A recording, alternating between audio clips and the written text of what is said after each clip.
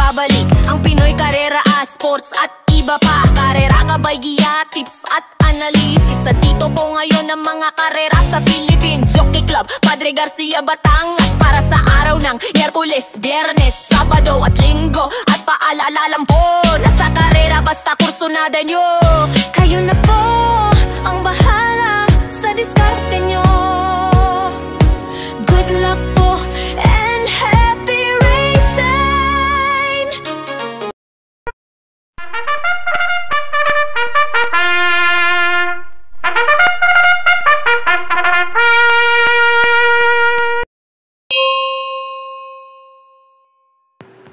Para sa araw ng Biyernes, alas 5:00 ng hapon, ang post time para sa race number 1 dito sa Philippine Jockey Club Padre Garcia, Batangas. At dito sa race number 1 ang panimula na winner take all, races 1 to 7, 1,200 meters ang distansya rito. May 5 numero, 5 rin ang mga kalaok sa race na to.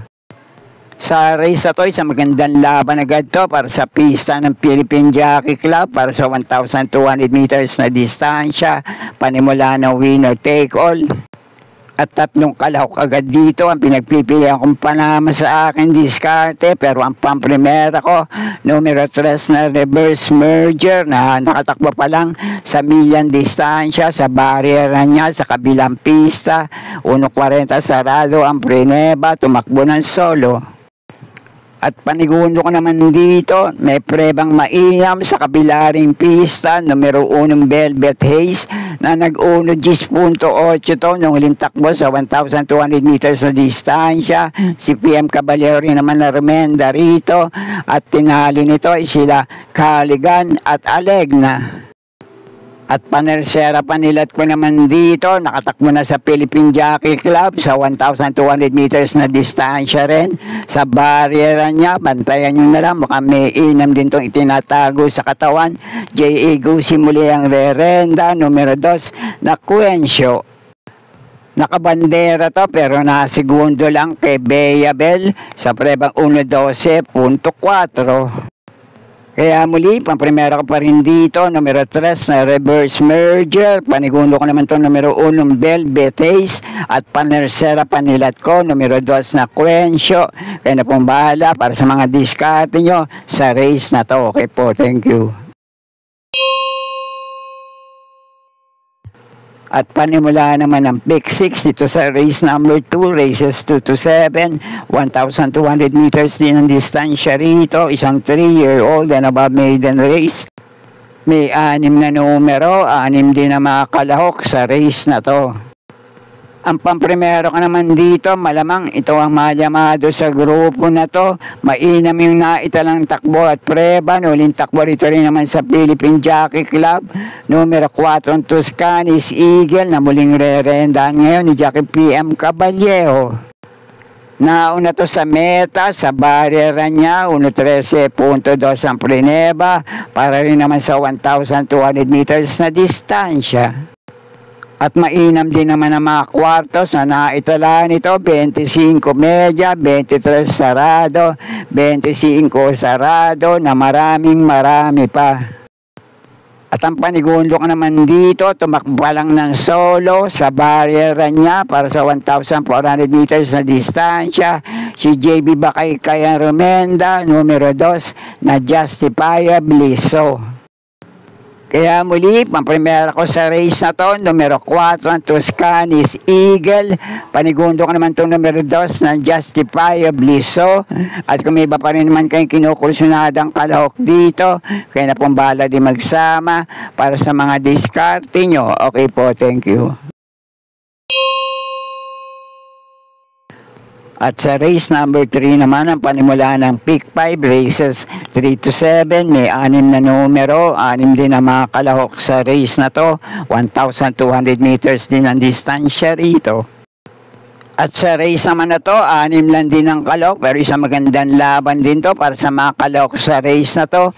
May ilang metulin dito, numero 1 Lilibel, numero 2 sa Senyor Ibarra, itong numero 5 Brown Missile, at numero 6 na Melania.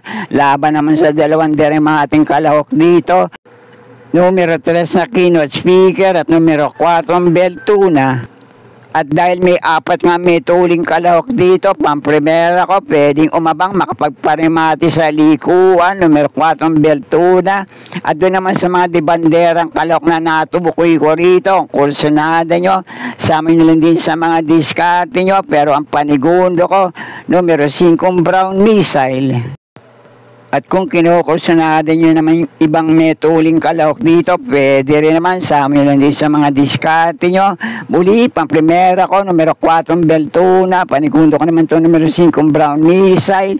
Kaya na pong bahala para sa mga diskarte nyo sa race na to. Okay po, thank you. Panimulaan naman ng pick 4 dito sa race number 4, races 4 to 7, 1,200 meters din ang distansya rito. May 7 numero, couple entry, ang numero 1 sa race na to. At sa race number 4 naman, palagay ko isang magandang laban din to para sa apat na kalahok sa race na to.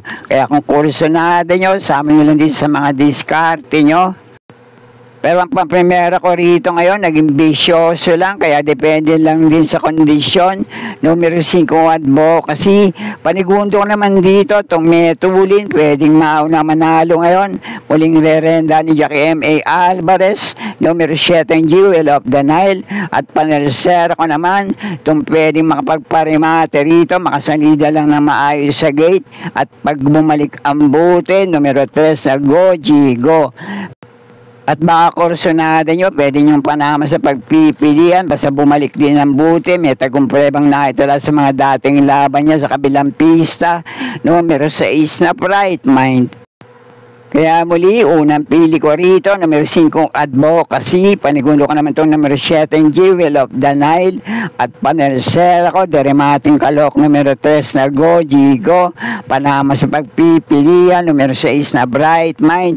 Kaya na pong bala para sa mga diskarte nyo sa race number 4. Okay po, thank you. At nasa race number 5 na tayo, may 6 na numero, 6 din ang mga kalahok sa race na to, 1,200 meters din distansya rito. At sa race naman na to, isang magandang laban naman to para sa lahat ng kalahok dito. 1,200 meters na distansya, pare-pare unang takbo nila sa pista ng Philippine Jockey Club. Kaya paganda na lang siguro ng diskarte para sa mga rerendang inete ng mga kalahok dito. Pero ang pang-primera ko rito, batak na rin sa 1,200 meters sa distansya sa kabilang pista. Gamay to renda ni Jackie Pati Ardelema, numero 1 Queen Gabi. At dahil may ilan nga may tuling kalahok dito, baka magkaroon ng hagaran sarapan, makapagparimate itong panigundo ko. Basta bumalik ang bote, pwede rin makapanilat dito, numero 5 Viva de Oro.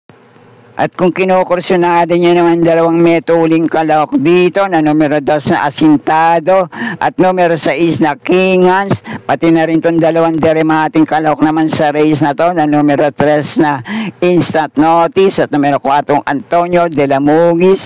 Kaya na pumahala magsama para sa mga diskarte nyo. Pero muli, paprimero ko pa rin dito, numero 1 Queen Gabi, panigulo ko naman dito, numero 5 Viva de Oro. Kaya na pumbala para sa mga diskarte nyo sa race number 5. Okay po, thank you.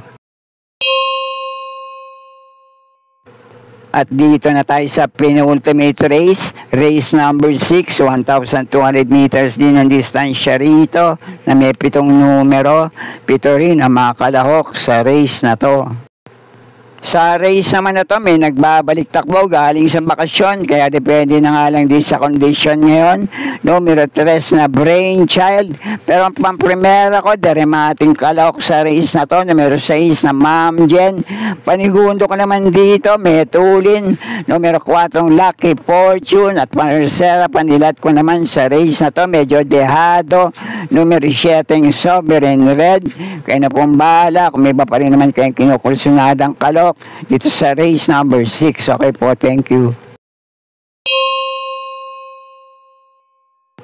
At nasa huling karera na tayo para sa araw ng Biyernes, race number 7, last race para Tingan, 1,200 meters din ang distansya rito na may 6 na numero, 6 din ang mga kalahok dito.